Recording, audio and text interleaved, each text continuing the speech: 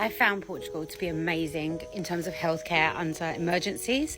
So when we first arrived here, a week within us arriving here, one of my twins stopped breathing.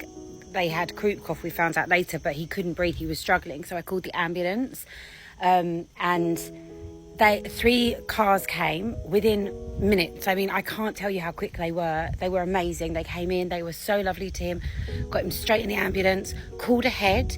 So I think they called Portugal Hospital to see if there was a paediatric surgeon. There wasn't, so they needed to go to Faro, but they knew exactly what they were doing. They were all pre-prepared. Previously in the UK, my other twin had also had a problem. I don't think it was with breathing. I can't remember what it was. He'd really hurt himself. We had to call an ambulance out.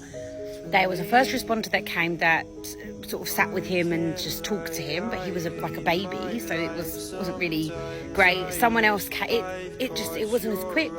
They weren't as qualified, and they didn't get him in the ambulance anywhere near as quick enough. And they took him to a hospital that didn't have a paediatric surgeon on site. So then they had to take him to another hospital. So he ended up quite far away, which is all fine.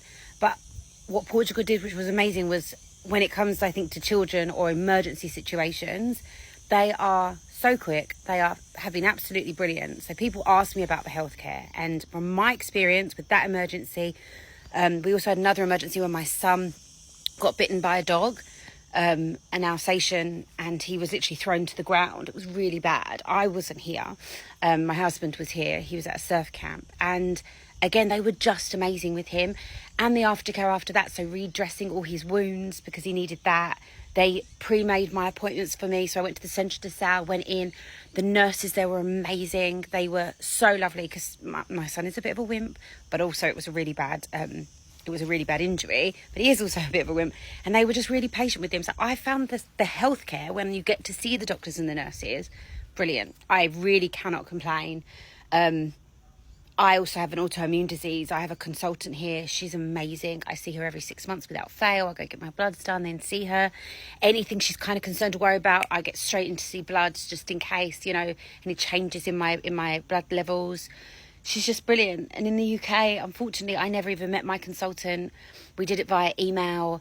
Sometimes she forgot to order me to get blood, so I'd have the appointment, but it was a complete waste of time because she couldn't see anything because she didn't have my bloods there, so she didn't know how the meds were working.